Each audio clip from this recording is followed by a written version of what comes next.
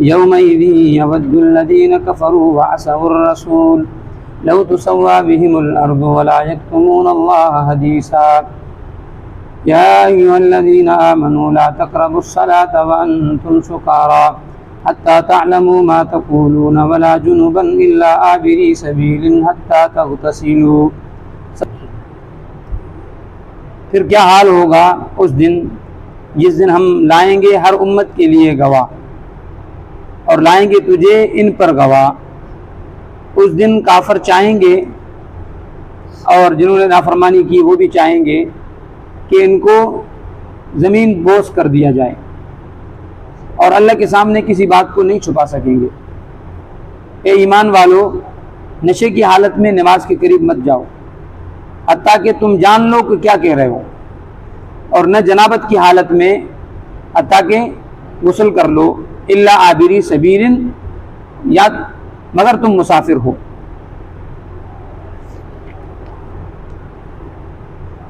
فکیف اذا جئنا من کل امہ، یہ سب کو حکم دیا جا رہا ہے کہ قیامت کے دن تم کیا کرو گے، کس حال میں ہوگے، کس پریشانی میں ہوں گے کہ جب ہم ہر امت کے لیے گواہ پیش کریں گے. سب لوگ جمع ہوں گے اس دن، پھر ہر امت کے لیے گواہ ہوں گے، کیونکہ بعض امتیں جھوٹ بول دیں گی. حدیث مبارکہ میں آتا ہے کہ نوح علیہ السلام کی قوم کو بلایا جائے گا. پہلے نوح علیہ السلام سے پوچھا جائے گا آپ نے تبلیغ کر دی؟ فرمایا ہاں میں نے تو پیغام پہنچا دیا. پھر ان سے پوچھا جائے گا بتاؤ نوح علیہ السلام نے آپ کو تبلیغ کی، پیغام پہنچایا؟ کہیں گے نہیں ہم تک تو کوئی پیغام نہیں پہنچایا. مشرکین جو ہیں وہ اتنے ذلیل اور بے حیا ہیں کہ اللہ کے سامنے بھی جھوٹ بول دیں گے. اس دن کسی کا سچ چلے گا، جھوٹ چلے گا نہیں، لیکن یہ اس دن بھی جھوٹ بولیں گے. تو پھر کہا جائے گا نوح علیہ السلام کو یہ تو کہہ رہے ہیں آپ نے پیغام نہیں پہنچایا، کوئی گواہ لاؤ. تو پھر کہا جائے گا میری گواہ حضور علیہ السلام کی امت ہے، یہ امت ہے.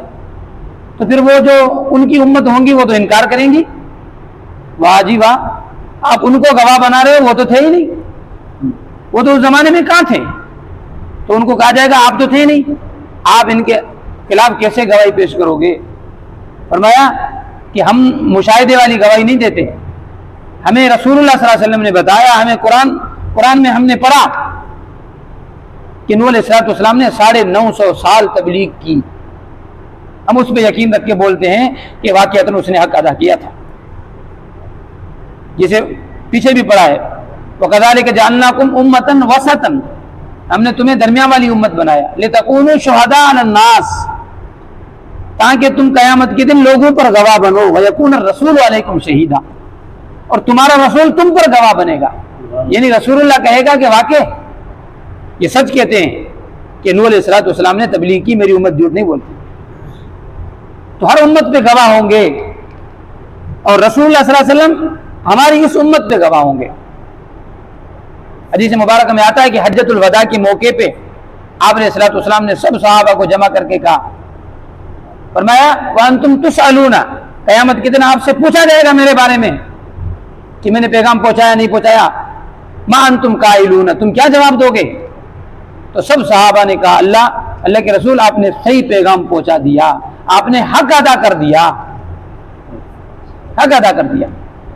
تو نبی علیہ السلام گواہی دیں گے، لیکن نبی ان کی گواہی دیں گے جو حضور کے زمانے میں موجود تھے. جو چلے گئے ان کے بارے میں کیا ہوگا؟ ان کے بارے میں قرآن کہتا ہے وَكُنْتُ عَلَيْهِمْ شَهِيدًا مَا دُمْتُ فِيهِمْ، اے اللہ جب تک میں ان کے پاس موجود تھا ان کی میں گواہی دیتا ہوں. فَلَمَّا تَوَفَّيْتَنِي كُنْتَ أَنْتَ الرَّقِيبَ عَلَيْهِمْ، جب میں دنیا سے چلا گیا اے اللہ پھر تو ہی ان کا نگران تھا. اب تیری مرضی ہے، ان تعذبهم فإنهم عبادك وإن تغفر لهم، تیرے بندے ہیں، چاہے تو ان کو عذاب دے چاہے تو ان کو معاف کر. تو کوئی بچ نہیں سکے گا، کوئی بات چھپے گی نہیں اس دن. یومئذ تعرضون لا تخفى منکم خافیہ، وہ دن ایسا ہوگا جب تم پیش کیے جاؤ گے اللہ کے سامنے، لا تخفى، کوئی بات چھپا نہیں سکو گے. چھپانے کی کوشش کریں گے چھپا نہیں سکیں گے، کہیں گے واللہ ربنا ما كنا به مشرکین، یہ اللہ ہم تھوڑی شرک کرتے تھے، مانیں گے ہی نہیں، یہ عمل تو نے کیا، نہیں نہیں میں نے نہیں کیے. تو قرآن کہتا ہے الیوم نختم علی افواہہم، اللہ زبان کو اس وقت شروع کر دے گا، اس کے کان بولنا شروع کر دیں گے، زبان بولنا شروع کر دے گی، اس کے اعضاء بولنا شروع کر دیں گے. اللہ یہ جھوٹ بولتا ہے، اس نے یہ گناہ کیا، اس نے یہ گناہ کیا، اس نے یہ شرک بھی کیا. یوم تبلی السرائر فما لہ من قوۃ ولا ناصر، اس دن سب راز ظاہر کر دیے جائیں گے. بھائی آج تو چھپا لیتے ہیں نا، قیامت کے دن نہیں چھپیں گے. لا یغادر صغیرۃ ولا کبیرۃ الا احصاها، کیا ہے غصہ کرے گا انسان، یہ کون سی کتاب ہے جس نے نہ کوئی صغیرہ چھوڑا ہے نہ کبیرہ چھوڑا ہے. ووجدوا ما عملوا حاضرا، اللہ کہتے ہیں جو تو نے کیا وہی ہے، کوئی ظلم نہیں ہے. ولا یظلم ربک احدا، اللہ کسی پر ظلم نہیں کرتا. تو فکیف اذا جئنا، اس وقت تمہاری کیا پریشانی ہوگی جب ہم تمہارے اوپر گواہ لائیں گے. وجئنا بک علی ہؤلاء شہیدا، اور پیغمبر کو تم پر گواہ لائیں گے. یومئذ یود الذین کفروا، اس دن کافر چاہیں گے، یعنی جب دیکھیں گے اب ہماری کوئی راہ نہیں ہے، کوئی راہ نہیں ہے، ہمیں جہنم سامنے، ہمیں اس میں جانا پڑے گا. اس دن کہیں گے وہ لوگ جنہوں نے کفر کیا، وَأَصَوُا الرَّسُولَ، اور رسول کی نافرمانی کی، لَوْ تُسَوَّىٰ بِهِمُ الْأَرْضُ، کاش ہمیں مٹی میں ملا دیا جائے. یہ کیوں کہیں گے؟ ترمذی شریف کی حدیث ہے کہ قیامت کے دن اللہ تبارک و تعالی ہر ذی روح کا بدلہ چکائے گا، قصاص دلوائے گا. حتیٰ کہ اگر سینگ والی بکری نے بغیر سینگ والی بکری کو ٹکر لگایا ہوگا، اللہ اس کا بھی بدلہ دے گا.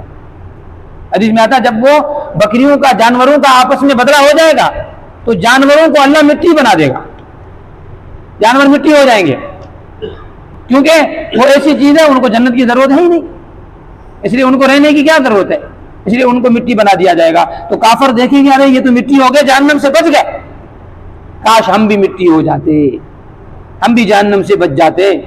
جیسے سورہ نبا میں آتا ہے وَيَقُولُ الْكَافِرُ يَا لَيْتَنِي كُنتُ تُرَابًا، کافر کہیں گے کاش ہم مٹی ہوتے اور آج اس گناہ سے، اس جہنم سے بچ جاتے.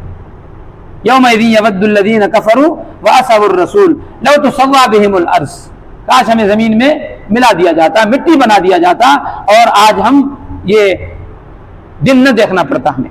ولا یکتمون اللہ حدیثا، اللہ کے سامنے کوئی بات نہیں چھپا سکیں گے. یا ایھا الذین آمنوا لا تقربوا الصلاۃ، اے ایمان والو نشے کی حالت میں نماز پہ مت آؤ. یہ اس زمانے کی بات ہے کہ جب نشے کا حکم، شراب حرام نہیں ہوئی تھی. حضرت عبد الرحمن بن عوف رضی اللہ تعالیٰ عنہ نے صحابہ کی دعوت کی، اس آیت کا شان نزول ہے. عبد الرحمن بن عوف نے دعوت کی، صحابہ چند آ گئے، حضرت علی بھی آ گئے. تو نماز مغرب کا وقت تھا، تو سب صحابہ نے کہا ہم تو علی کے پیچھے نماز پڑھنا چاہتے ہیں، ہماری تمنا ہے کہ علی ہمیں نماز پڑھائے، یہ ہمارے لیے فخر کی بات ہوگی. تو حضرت علی رضی اللہ تعالیٰ عنہ نے نماز پڑھائی.